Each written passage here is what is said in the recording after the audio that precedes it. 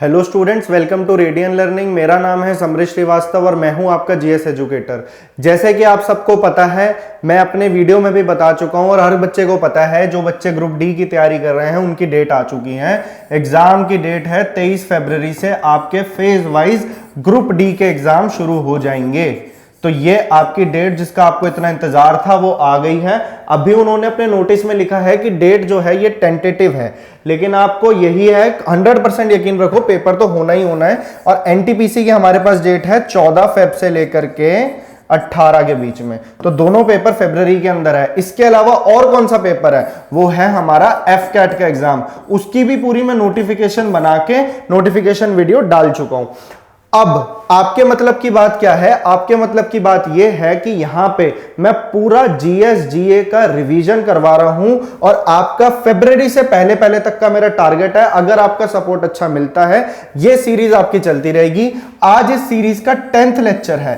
Polity हम खत्म कर चुके हैं, हिस्ट्री की हमारी रिवीजन चल रही है। मैं टॉपिक वाइज क्वेश्चंस उठा रहा हूं, प्रीवियस ईयर क्वेश्चन, और मेरा टारगेट यह है कि जैसा आपने थंबनेल में भी देखा होगा और उस बात की मैं गारंटी लेता हूं कि 1500 प्लस क्वेश्चंस का मेरा टारगेट है, जो कि मोस्ट रिपीटेड क्वेश्चंस हैं। आपके सारे एग्जाम से निकाल करके मैंने इंपॉर्टेंट क्वेश्चंस निकाले हैं। स्पेशली टारगेट करा है हमने यहाँ पे ग्रुप डी को, और साथ साथ मैं सारी इंफॉर्मेशन कवर कर रहा हूं जो एफ कैट, एसएससी और आपका एनटीपीसी में बहुत काम आने वाला है, जिनका सीबीटी 2 एग्जाम होगा। वो तो पता लगेगा 14 जनवरी को जब एनटीपीसी का रिजल्ट आएगा। आपको क्या करना है, अगर आपने अभी तक मेरे लेक्चर्स नहीं देखे हैं तो इसके नाम की प्लेलिस्ट बनी हुई है, कंप्लीट जीए जीएस कोर्स। आप जाओगे, प्लेलिस्ट पे क्लिक करोगे, पहले लेक्चर से वो शुरू हो जाएगी। बहुत ही ऑर्गेनाइज्ड वे में मैंने कंटेंट दिया है। जो बच्चे नए हैं तैयारी में उनको भी इससे हेल्प मिलेगी, और जो बच्चे सिर्फ रिवाइज करना चाहते हैं पूरा कोर्स एक बार में, उनको भी इससे बहुत ज्यादा हेल्प मिलेगी। आपकी ड्यूटी यह है कि आपको अगर लेक्चर अच्छा लगता है तो इसको ज्यादा से ज्यादा शेयर करें, चैनल को सब्सक्राइब करके इसका बेल आइकन जरूर दबा दो, तभी आपको नई नोटिफिकेशन का पता लगेगा। और यह है हमारा टारगेट कि हमें एग्जाम की डेट पता लग चुकी है, अब हमने पूरी तरीके से लग जाना है। एफकेट की स्ट्रेटेजी, ग्रुप डी और एनटीपीसी की स्ट्रेटेजी, किस तरीके से आपको एग्जाम को अप्रोच करना है, यह मैं ऑलरेडी डाल चुका हूं। अगर नहीं देखी है तो जाके मेरे चैनल पे देखो। रेडियन लर्निंग पे आप नीचे क्लिक करोगे तो आपको ऊपर प्लेलिस्ट पे जाओगे तो आपको दिख जाएगा, सब कुछ मिल जाएगा आपको वहां पे। ज्यादा मेहनत करने की जरूरत नहीं पड़ेगी। वैसे आपने मेरे साथ कनेक्ट करना है तो टेलीग्राम पे हमारा चैनल है रेडियन लर्निंग नाम से। और आज क्लास के एंड में मेरे पास एक अच्छी अनाउंसमेंट है। हिंदी वाले जो बच्चे हैं उनके लिए, जो ग्रुप डी की तैयारी कर रहे हैं, तो लेक्चर को एंड तक देखना और लाइक करके सब्सक्राइब कर देना। अब आ जाते हैं अपने मेन टॉपिक पे। लास्ट क्लास के अंदर हमने एंशिएंट हिस्ट्री अपनी शुरू कर दी है। कोशिश मेरी यह है 40 से 50 लेक्चर्स, 50 लेक्चर्स के अंदर आपको किसी तरह एक प्रॉपर रिवीजन दे दूं मैं। तो आज है इसका 10वां लेक्चर, तो शुरू करते हैं। अगर इससे पहले नहीं देखा है तो जाके उसे देखो। अब आ जाओ इस क्वेश्चन पे। Dash was born in 563 BC and died in 483 BC at the age of 80। और हाँ, एक बात और, जो बच्चे मेरे लेक्चर्स में नए हैं उन्हें मैं बता दूं कि यहां पे आपको किस तरीके से प्रिपेयर करना है। देखो, ये जो मैं क्वेश्चंस करा रहा हूं, क्वेश्चंस में कम लेके आता हूं, लेकिन एक क्वेश्चन के थ्रू जितने भी इंपॉर्टेंट फैक्ट्स बनते हैं उसके आसपास या उसके अलावा उससे रिलेटेड, वो सारे मैं एक जगह आपको लिखवा देता हूं प्रॉपर ऑर्गेनाइज तरीके से। ये सब अपने आप में एक एक क्वेश्चन होते हैं। तो इस तरीके से हम इतने सारे क्वेश्चंस को टारगेट करते हैं और 1500 प्लस इसी तरीके से हम करेंगे। आपने पेन और कॉपी लेके बैठना है और साथ साथ चीजों को नोट करना है। हाँ जी, तो बात हो रही है किसकी, वही उन्होंने पूछा है। डैश का जन्म 560 ईसा पूर्व में हुआ था और 480 ईसा पूर्व में 80 वर्ष की उम्र में उनकी मृत्यु हो गई थी। तो सब बच्चों को पता होगा, ज्यादातर बच्चों को, कि ये आंसर इसका बुद्धा होगा। अब एक काम करते हैं, ये बुद्धा की बात छिड़ी है तो हम पूरा बुद्धिज्म यही कवर कर लेते हैं। अब देखो कितनी सारी चीजें आपको लिखने को मिलेगी, जानने को मिलेगी, और सिर्फ एग्जाम रेलेवेंट चीजें। ये एक रिवीजन कोर्स है, एग्जाम रेलेवेंट चीजें लिखवाऊंगा। पेन कॉपी लेके तैयार हो और चीजें साथ साथ लिखते चलना। अब शुरू करते हैं। बुद्धिज्म की शुरुआत किसने करी थी? तो ये करी थी गौतम बुद्ध ने। सारी इंपॉर्टेंट इंफॉर्मेशन कवर करेंगे अभी देखो, गौतम बुद्ध के और क्या क्या नाम थे, किन किन नामों से उन्हें बुलाया जाता था। बचपन में उनका नाम था सिद्धार्थ, लिख लो साथ साथ, सिद्धार्थ। और इनको बोला जाता है तथागत। और क्या नाम आपका पेपर में बन सकता है? साख्या मुनि, साख्या मुनि, ये इनके नामकरण थे। ये इनके नाम आपके पेपर में पूछे जा सकते हैं कि सिद्धार्थ किन्हें कहा जाता था, तथागत या शाक्य मुनि किन्हें कहा जाता था। अब चलते हैं इसके आगे, इनके बारे में जानते हैं। देखो, गौतम बुद्ध के पिताजी का नाम था शुद्धोधन, साख्या क्लैन के लीडर थे, ये किंग थे। तो ये किंग की फैमिली से बिलोंग करते थे। इनकी माताजी का नाम था माया देवी और उनकी मृत्यु हो गई थी इनको जन्म देने के 7 दिन के बाद ही। तो माया देवी, पहले तो आप इनके पेरेंट्स का नाम लिख लो। अब इसके आगे की कहानी हम शुरू करते हैं कि बुद्ध का जन्म किस ईयर में हुआ था, कब हुआ था।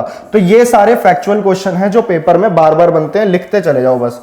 563 बीसी में, 563 ईसा पूर्व में इनका जन्म हुआ। पहला सवाल तो ये हो गया। उसके बाद में इनका जन्म कहां पे हुआ, तो वो आपसे पूछा जा सकता है, तो कई बार पूछा गया है। 563 बीसी में इनका जन्म होता है लुम्बिनी, उस टाइम पे नेपाल को बोला जाता था। लुम्बिनी, नेपाल, नियर कपिलावस्तु, लुम्बिनी नेपाल।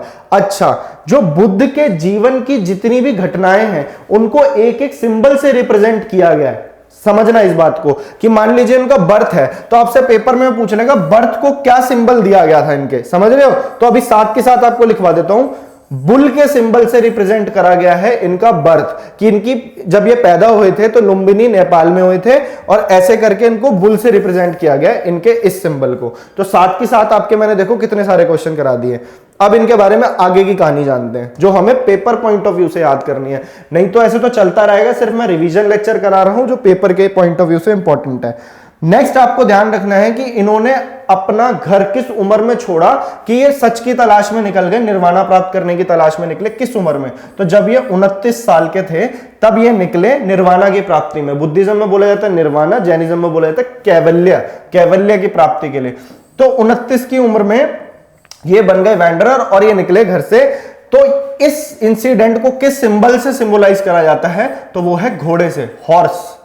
तो पहला हो गया बुल, जन्म से, जब इन्होंने अपना घर छोड़ा तो हॉर्स से।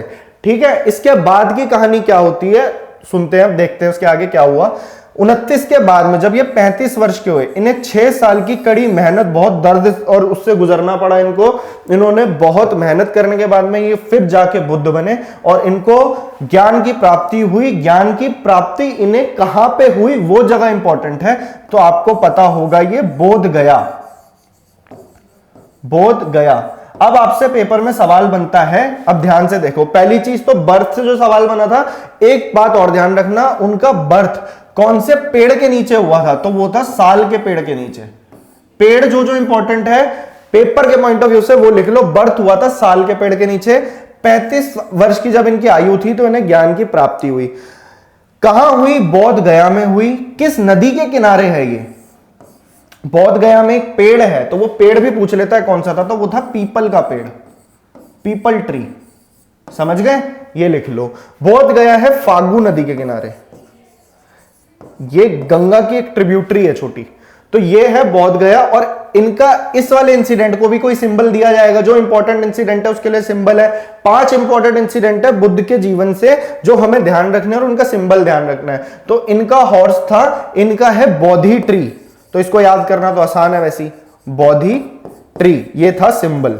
साथ साथ कॉपी में अपनी लैंग्वेज में इसी तरीके से लिखते जाओ। अगर आपको स्क्रीनशॉट लेने का मन है तो आप स्क्रीनशॉट भी ले सकते हो। एफकेट के क्वेश्चंस भी मैंने इंक्लूड कर दिए हैं इसके अंदर। सारे क्वेश्चंस वही हैं जो आपके पेपर में बार बार आते हैं। एफकेट वालों का पेपर फरवरी में है, एनटीपीसी है, ग्रुप डी है। हम अभी बेसिकली इन 3 पेपर्स को टारगेट कर रहे हैं यहाँ पे। तो जो बच्चे इन एग्जाम से जुड़े हुए हैं ज्यादा से ज्यादा अपने ग्रुप में इसको सेंड करो, बच्चों की मदद हो वो ज्यादा बेटर है। और इस टाइप का रिवीजन कोर्स मैं गारंटी देता हूं, अभी सब लोग पेड दे रहे हैं, अच्छा भी होगा लेकिन पेड दे रहे हैं। मैं यहां पे आपको फ्री में पूरा रिवीजन कोर्स करवा रहा हूं। अगर पसंद आ रहा है तो चैनल को लाइक करो, चैनल को सब्सक्राइब करो और वीडियो को शेयर करो। तो बोधि ट्री मैंने आपको बता दिया, ये था सिंबल इनकी एनलाइटनमेंट का। ये एक इंसिडेंट था। अब नेक्स्ट इंसिडेंट क्या है इनकी लाइफ से, सीधा हम उस पर आ जाते हैं। इन्होंने अपना पहला ज्ञान प्राप्ति के बाद में इन्होंने अपना पहला लेक्चर, पहला सरमन कहां पे दिया था, तो वो दिया था सारनाथ में। लिख लो अपनी कॉपी में, सारनाथ में। और इनके पहले सरमन का नाम क्या था, तो वो था धर्म चक्र परिवर्तन, turning of the wheel of Karma, धर्म चक्र परिवर्तन, आप धर्म चक्र से याद रख लेना। और इसका भी सिंबल याद करना आसान है इस इंसिडेंट का। ये इनकी लाइफ का एक बहुत इंपॉर्टेंट पार्ट था। सारनाथ आपका वाराणसी के पास पड़ता है, कभी अगर उस तरफ जाओ तो एक बार जाना जरूर, बहुत कुछ आपको वहां पे जानने को मिलेगा। तो इसका जो सिंबल था वो धर्म चक्र ही है, व्हील, धर्म चक्र।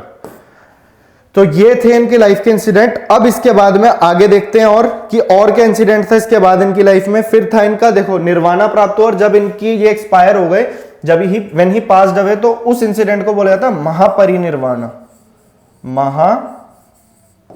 ये टर्मिनोलॉजी जरूरी है, पेपर में ऐसे ही पूछा जाएगा, फिर आपको समझ में नहीं आएगा, तो अभी लिख लो इसको, महापरिनिर्वाणा। बच्चे इसमें और निर्वाणा में कंफ्यूज हो जाते हैं और वो गलत ऑप्शन लगाए जाते हैं, तो लेकिन आप इस बात को ध्यान रखोगे, महापरिनिर्वाणा यानी इनकी मृत्यु हुई जब ये 80 साल की उम्र में थे, 80 ईयर्स के थे। क्वेश्चन में भी मेंशन है, देखो, एट द एज ऑफ 80, तो बुद्ध की बात हो रही थी, इसका आंसर तो बुद्ध हो जाएगा 80।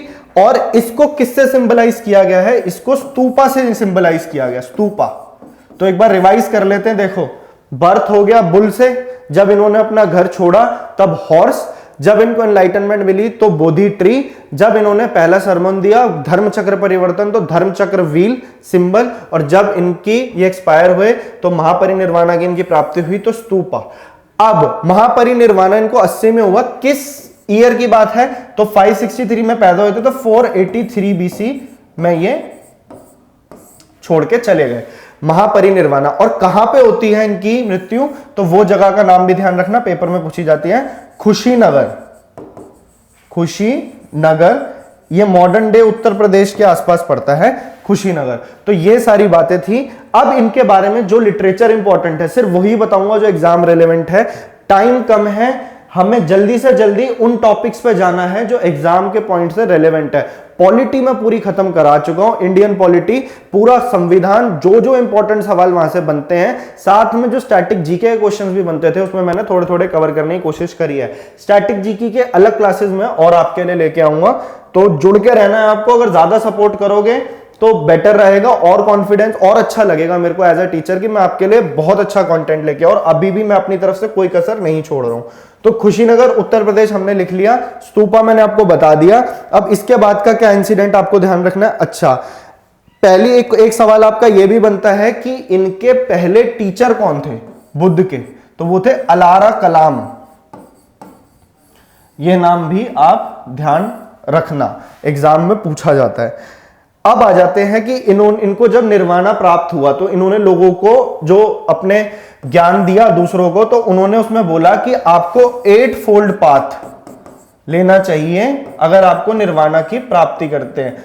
तो उसके अंदर राइट नॉलेज, राइट डिजायर, ये सारी बातें हैं। तो 8 फोल्ड पाथ आप ध्यान रख सकते हो। किसने दिया था? आपसे क्वेश्चन ऐसे बनेगा, 8 fold path to achieve nirvana. तो ये जो है ये किसने दिया था? ये बुद्ध ने दिया था। दूसरी चीज, इन्होंने 3 रत्न या इंग्लिश में बोले तो 3 ज्वेल्स। तो 3 ज्वेल्स आपसे पूछ रहे थे किससे रिलेटेड हैं, तो वो थे कौन कौन से? बुद्धा, धम्मा, ये नाम ध्यान रखने आपको, और संघा। ये 3 नाम याद रखने हैं। 3 रत्न आपसे पूछा जाएगा तो वो भी बुद्ध से रिलेटेड है। ये सारे फैक्चुअल क्वेश्चन है, बार बार पेपर में पूछे जाते हैं। अब एक और चीज, अब इनके टाइम पे जो लैंग्वेज यूज होती थी, देखो बुद्धिज्म में टाइम में जो लैंग्वेज यूज होती थी वो होती थी पाली। आप खुद देख सकते हो, मैं एक क्वेश्चन के थ्रू ही, मैं चाहता इसके आपके मल्टीपल क्वेश्चंस बना सकता था, लेकिन हमने एक के थ्रू ही कितनी सारी इंफॉर्मेशन जो एग्जाम रेलेवेंट है हमने कवर कर ली। खुद लिखो, नोट्स बनाओ और उसको बार बार रिवाइज करो। ज्यादा टाइम नहीं लगेगा, मेरे लेक्चर ज्यादा लंबे नहीं होते हैं।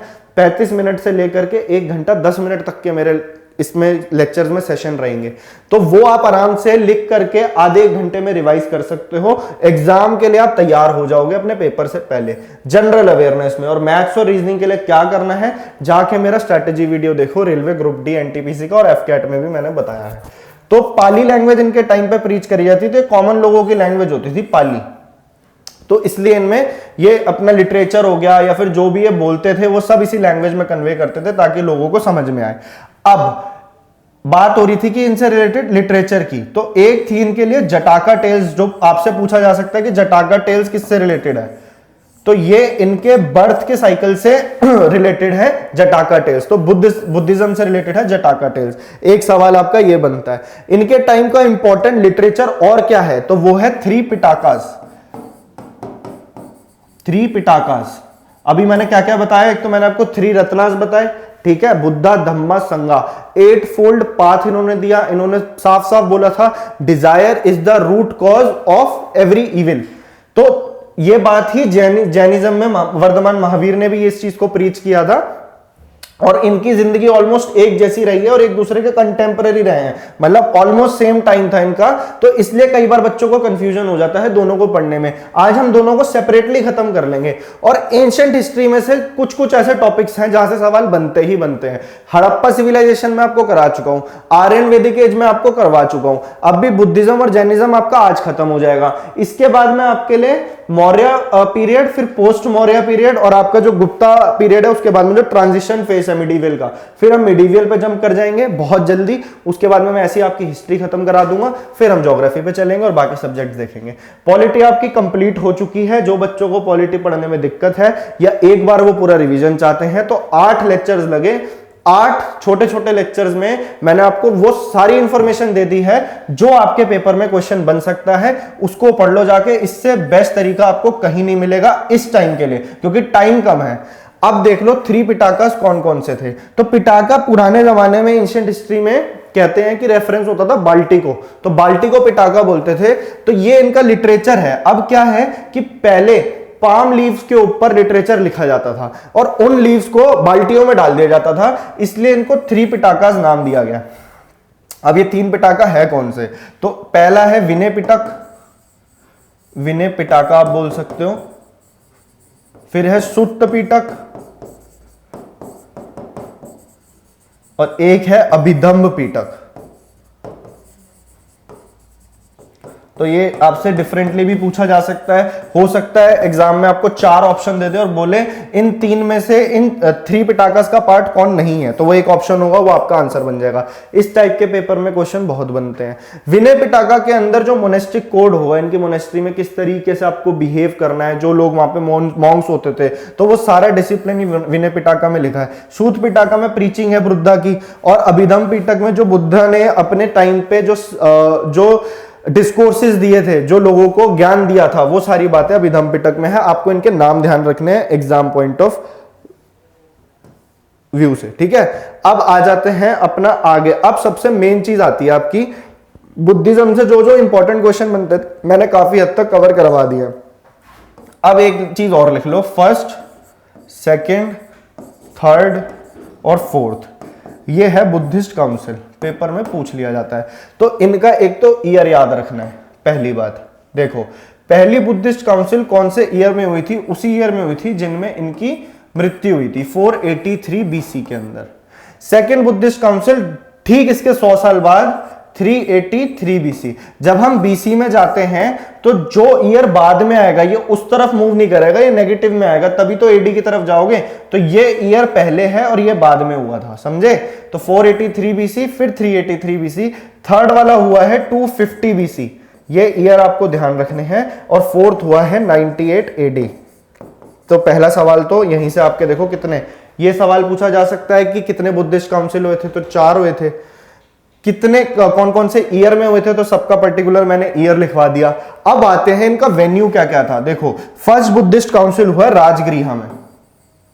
उस टाइम पे हरियांग डायनेस्टी की मगध, जो आपका मगध एरिया है, वहां की ये राजधानी हुआ करती थी, राजगृह।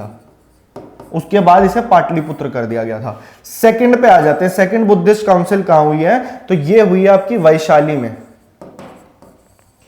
ठीक है, वैशाली में। थर्ड बुद्धिस्ट काउंसिल आपकी हुई है पाटलिपुत्र,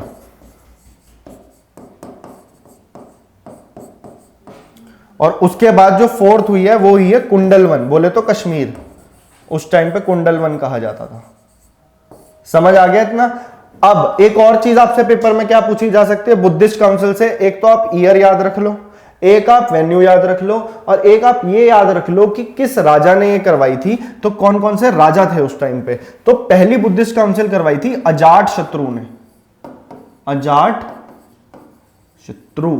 ये बिंबिसार के बेटे थे, हरियंक डायनेस्टी के फाउंडर जो थे, यानी कि हरियंक डायनेस्टी के थे ये। तो आपसे इनकी अगर थोड़ा और टिपिकल क्वेश्चन उसने बनाना तो पूछ लेगा कौन सी डायनेस्टी के थे, तो आप इसे याद कर सकते हो, हरियंक डायनेस्टी। वैशाली वाली जो सेकंड बुद्धिस्ट काउंसिल हुई है ये किन के अंडर हुई है, तो उस टाइम पे राजा कौन थे, उस टाइम पे थे कालाशोक, और तब शिशुनाग डायनेस्टी आ चुकी थी मगध एम्पायर में, कालाशोक, और ये है शिशुनाग डायनेस्टी के, शिशुनाग। जो जो चीजें इंपॉर्टेंट है वही याद करवा रहा हूं, इतना तो आपको याद करना ही पड़ेगा, ना मैं कुछ आपसे ज्यादा करवा रहा हूं ना मैं कम करवा रहा हूं, इस बात को ध्यान रखना। पाटलिपुत्र में अशोक, द ग्रेट अशोका। अब जो अशोका है, अशोका का टाइम पीरियड आपको पता लग गया, और ये पाटलिपुत्र में हुई थी, ये मौर्य वंश के थे, ठीक है। अब आ जाते हैं फोर्थ हुई है कुंडलवन। कुंडलवन बोले तो कश्मीर, और इस टाइम पे राजा कौन थे, कनिष्क थे,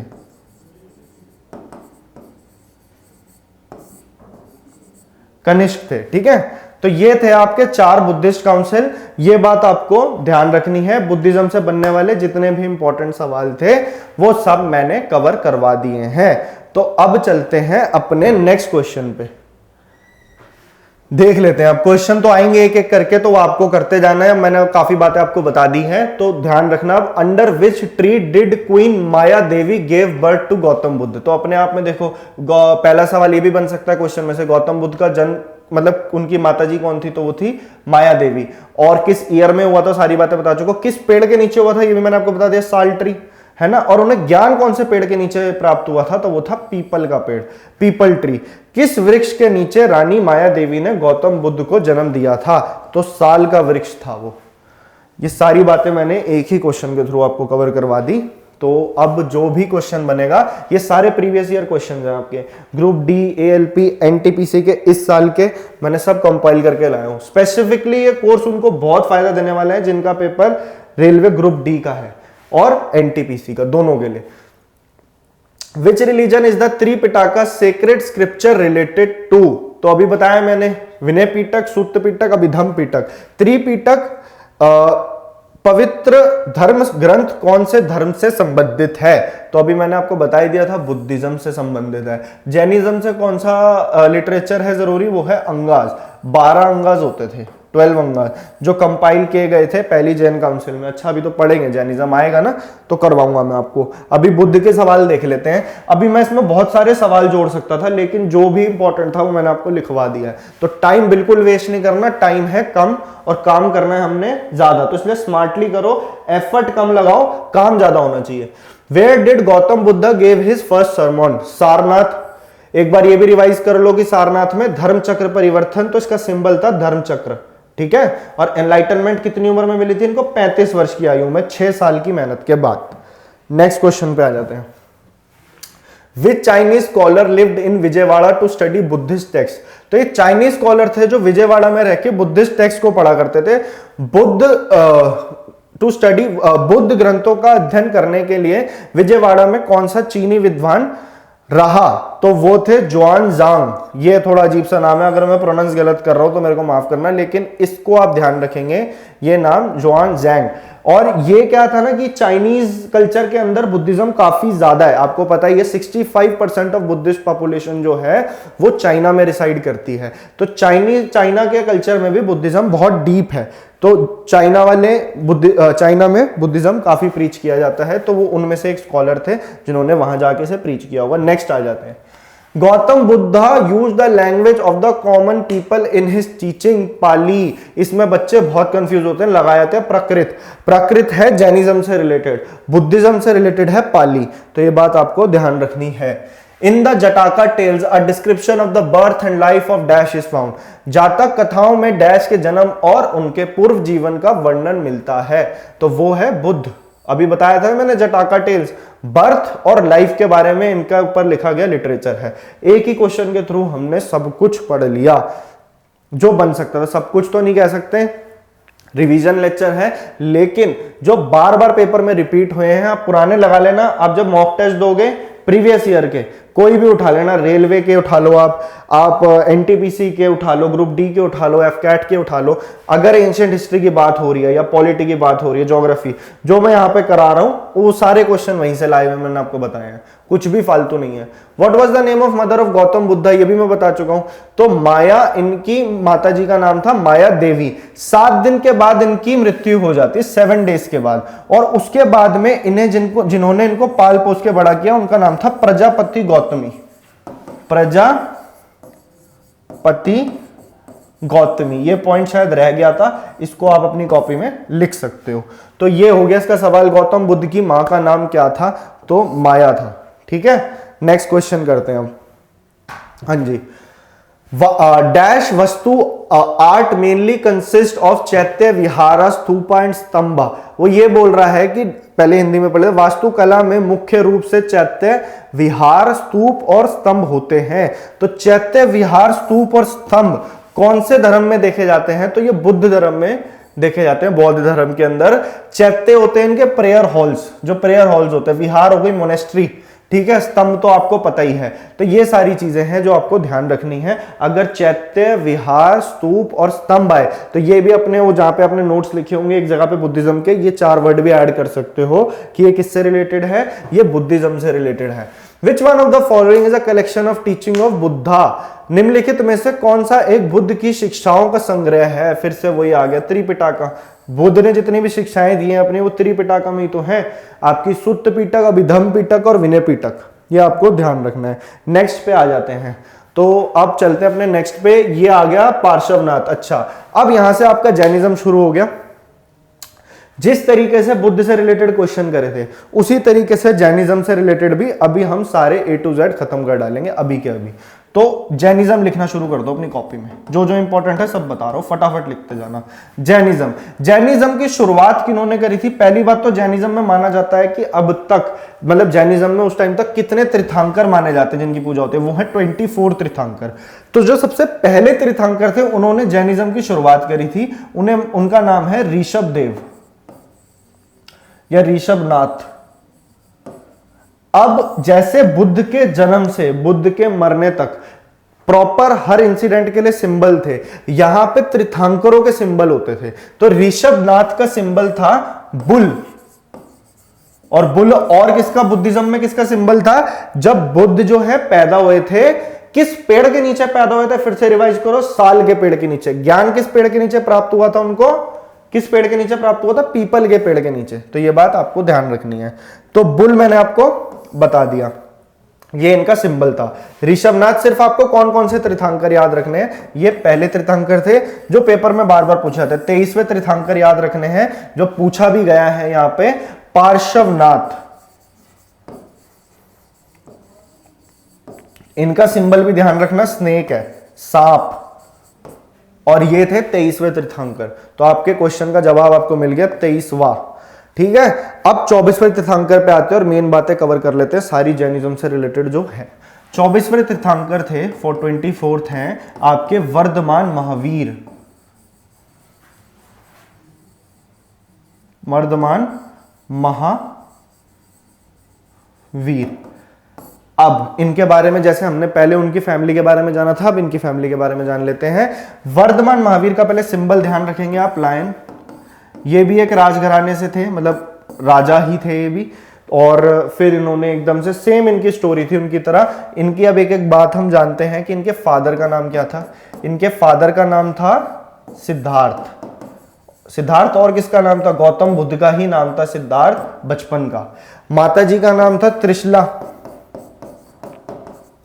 त्रिशला, ठीक है। और किसका नाम जरूरी है? हाँ, एक इनकी डॉटर का नाम आप ध्यान रखेंगे। डॉटर थी प्रियदर्शनी। प्रियदर्शनी, ठीक है। फादर हो गए, मदर हो गए, डॉटर हो गई। एक इनके सन इन लॉ थे, वो उनके पहले डिसाइपल भी बने। तो वो मिक्स हो जाएगा, अभी उसे अलग से पढ़ेंगे। पहले आप इतना लिख लो कि ये था इनका। अब वर्धमान महावीर का जन्म कब होता है? तो बुद्ध का जन्म कब हुआ था? 563 में। इनका लिटरेचर में ये माना जाता है कि 540 BC में इनका हुआ था बर्थ। और इनका बर्थ कहां पे हुआ था, वो जगह आपको ध्यान रखनी है, वो है कुंदग्राम। अब ज्यादातर बच्चे कंफ्यूज होते हैं बुद्ध, जो गौतम बुद्ध थे उनके बर्थ के बीच में, इनके बर्थ के बीच में, इनकी डेथ कहां हुई उसके बीच में, और उनकी डेथ कहां हुई उसके बीच में। तो ये आप क्लैरिटी के साथ मैं आपको लिखवा रहा हूं, चीजें आपको ध्यान रखनी है। कुंदग्राम यह आपका उत्तर प्रदेश, विशाली बिहार के आसपास पड़ेगा, ये आपका बिहार, ठीक है। और इनकी मृत्यु होती है, अभी बताऊंगा आपको, 540 बीसी हो गया आपका। कुंदग्राम मैंने आपको बता दिया। अब सेम सी इनकी स्टोरी है, उन्हीं की तरह इन्होंने अपना घर छोड़ा 30 की वर्ष की आयु में, when he was at the age of 30 years, ठीक है। यह बात आपको ध्यान रखनी है। अच्छा, इनका जो पहला डिसाइपल था उसका नाम था जमाली, ये आप लिख लो अपनी कॉपी में, ठीक है। और ये इनका सन इन लॉ था, प्रियदर्शनी का हस्बैंड।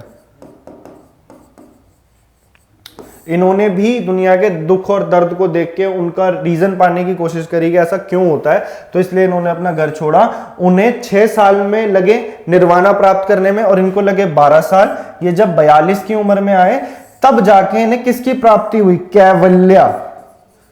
जैनिज्म में बोला जाता है कैवल्या। अच्छा, बुद्धिज्म की इसकी 2 ब्रांचेज होती है, वैसे ही मैं आपको बता देता हूं कि बुद्धिज्म की भी 2 ब्रांचेज होती थी, ये भी आप लिख ही लो। अभी बुद्धिज्म का लिखो, देखो, एक थी हीनयान बुद्धिज्म और एक थी महायान बुद्धिज्म।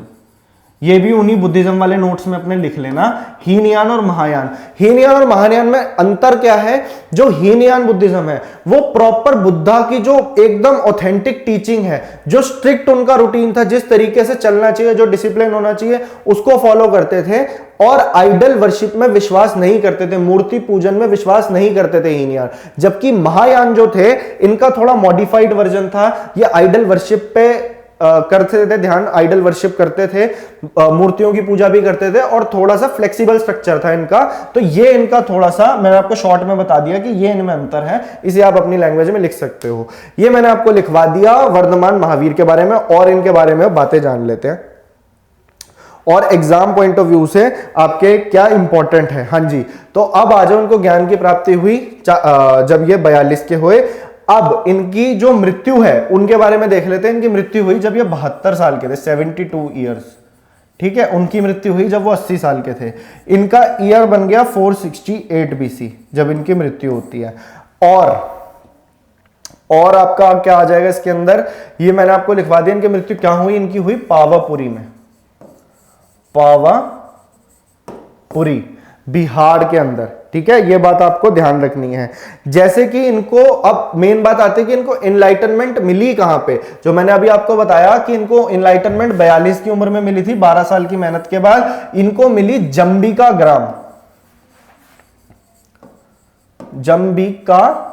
ग्राम। और उनको कहां पे मिली थी, बोध गया में। ये किस नदी के किनारे है, ये रिजुपालिका नदी के किनारे है, रिजुपालिका। तो सेम जो लाइफ के अंदर उनकी जो सर्कल था वैसा ही इनका था, तो इसलिए इन दोनों में कंफ्यूजन होता है कई बारी, लेकिन मैंने आपको दोनों चीजें एकदम करेक्ट आपको मैंने लिखवा दी हैं। अब आ जाते हैं, इनका लिटरेचर जान लेते हैं। उनके टाइम पे लैंग्वेज यूज होती थी पाली, और इनके टाइम पे लिटरेचर में यूज होती थी प्राकृत। तो ये बात भी आपको रखनी है पूरी तरह से ध्यान। उसके बाद में इनके 5 कस्में होती थी, 5 वाउस की। अगर आपको प्रॉपर जैन बनना है तो आपको 4 चीजों का पालन करना पड़ेगा। और अगर उनमें 8 फोल्ड पाथ दिया था, इन्होंने भी ऐसा ही कुछ बोला कि आपको किन किन चीजों का पालन करना है। तो पहला था अहिंसा, फिर था सत्या, फिर था एस्टिया,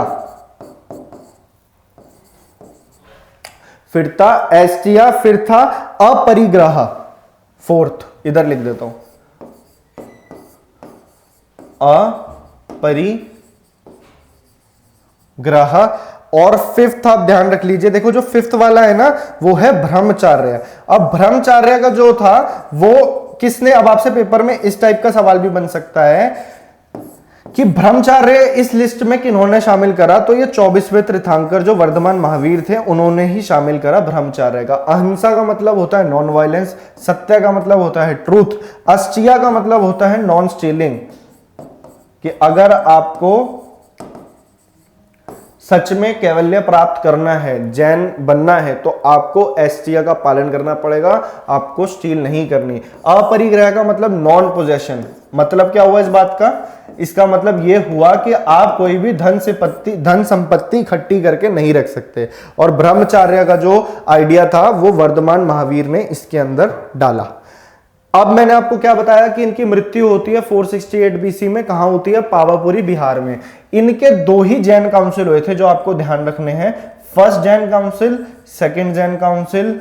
ईयर आपको ध्यान रखना है, इसका था 300 बीसी और इसका था बहुत लेट 512 एडी। इस टाइम पे चेयरमैन कौन थे? तो अभी चेयरमैन की बात हो रही है, तो वो थे इनके स्थूलभद्रा।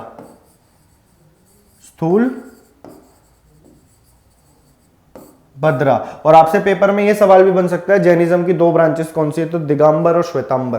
तो ये 2 थी ब्रांचेस इनकी, स्थलबाहु और भद्रबाहु ने शुरू करा था। अभी हम वो क्वेश्चन पढ़ रहे हैं जो पेपर में बार बार आते हैं, सिर्फ इस पे फोकस करो, टाइम कम है, आपने और चीजें भी पढ़नी है, मैथ्स भी है, रीजनिंग भी है, उसके अलावा आपके और भी सब्जेक्ट्स हैं, वो उनकी टेंशन मत लो, वो जीए का यहाँ पे कोर्स चल रहा है, जो इंपॉर्टेंट है आपको बता दिया जाएगा। एग्जाम में आप इस कोर्स के साथ अप्रोच कर सकते हो और अच्छे नंबर भी स्कोर करे जा सकते हैं आराम से।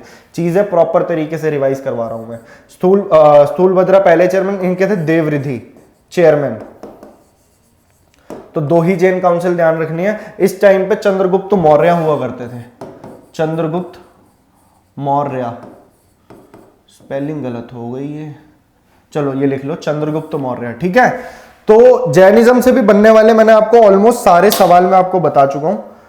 बुद्धिज्म और जैनिज्म आज हमारा खत्म होता है। नेक्स्ट क्लास में मैं आपके इसके आगे क्वेश्चन लेके आऊंगा। 2 से 3 क्लासेस और बची है, फिर आपका एंशिएंट हिस्ट्री भी मैं कोशिश करूंगा जल्दी से जल्दी खत्म करा के फिर आगे हम हिस्ट्री में बढ़ेंगे। साथ साथ मैंने आपको पॉलिटी खत्म कराई दिया है, वो जाके आप देख सकते हो। इस पूरे कोर्स को आप ज्यादा से ज्यादा 1 महीने में भी, लेकिन ये कर लेना कि मैथ और रीजनिंग खत्म कर ले, एक साथ इसे लेके बैठो, पूरा कोर्स आप आराम से खत्म कर लोगे, क्योंकि मैंने बहुत कम टाइम में आपको बहुत सारी चीजें बताई हैं। अब बात करता हूं मैं उस अनाउंसमेंट की जो मैंने आपको क्लास के पहले बताई थी। अगर आपको इस पेपर के मॉक टेस्ट लगाने हैं प्रॉपर, इसमें बहुत ही टॉपिक वाइज मॉक टेस्ट आपको मिल जाएंगे। किस तरीके से? देखो 18 तो इसके अंदर है प्रैक्टिस सेट, और ये प्रैक्टिस सेट भी ऐसे नहीं है, प्रैक्टिस सेट के अंदर भी जो क्वेश्चंस लगाए हैं वो प्रीवियस ईयर क्वेश्चन से ही उठा के लगाए हैं, अपनी मर्जी से हमने ये क्वेश्चंस नहीं लगाए हैं। ये वाली जो बुक है ये है रेडियंस की हमारी बुक है, ये हिंदी वाले बच्चों के लिए अच्छी है, क्योंकि सिर्फ ये हिंदी में अभी है हमारे पास। 10 इसके अंदर सॉल्व पेपर है प्रीवियस ईयर 2018 के, और जो हमने प्रैक्टिस सेट्स भी लगाए हैं ना, ये हमने बहुत इंपॉर्टेंट क्वेश्चंस को कंपाइल करके, ताकि आप पेपर के लिए तैयार हो पाओ। देखो ज्यादा प्रैक्टिस सेट लगाने की अभी जरूरत नहीं है, मैं ये नहीं कहूंगा आप मॉक मत लगाओ, लेकिन कई बार बच्चे क्या करते हैं 40-40 मॉक लगा देते हैं एक साथ, लेकिन उन्हें ये पता नहीं लगता कि जो स्कोर उनका पहले में बन रहा था और 10वें मॉक तक आता है तो उनका वही स्कोर बन रहा है। ऐसा नहीं करना, आपने किस तरीके से इनको एनालाइज करना है, पहला आप सेट लगाते हो, सेकंड सेट में वो गलती मत करो जो आपने पहले करी है। कम करो, अच्छा करो काम। पढ़ाई भी इसलिए मेरा ये फोकस रहता है आपको सिर्फ वही चीजें दूं जो आपके एग्जाम पॉइंट ऑफ व्यू से रेलेवेंट है, और ये बुक भी हमने उस हिसाब से ही बनाई है कि ये सिर्फ एग्जाम पॉइंट ऑफ व्यू से रेलेवेंट है, जो बच्चे ग्रुप डी के लिए अप्रोच कर रहे हैं। बहुत ही रीजनेबल रेट है इसका, ये बुक का स्क्रीनशॉट है, नीचे आप डिस्क्रिप्शन में जाके इसका लिंक चेक कर सकते हो।